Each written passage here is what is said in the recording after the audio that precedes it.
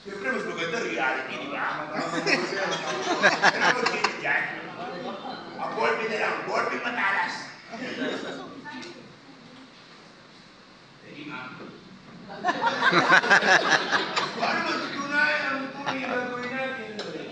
Wala. O halimbawa, natusok si ma'am. Kunwari lang ha. So, kapag may nakatusok na bagay, huwag bunutin.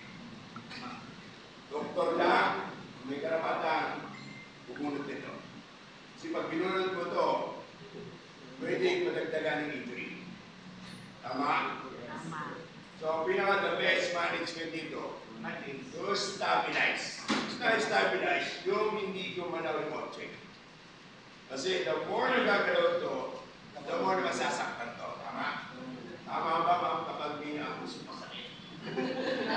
Pag gumagalaw ito, sakit.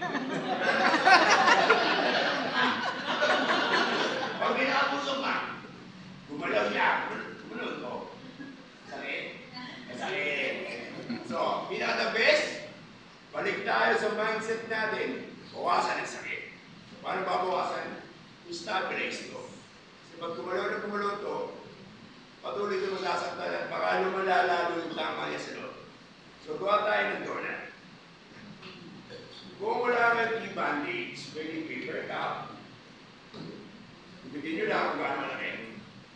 So, bukas naman, magbabandaging technique tayo. So, hindi ko muna bukas yung kumalalangan. So, donut. So, hanap ka na, gawin ka na ng square. Pati mo na kung gaano malaki tusok. Sa lahat ng katusok, ito lang hindi umakay.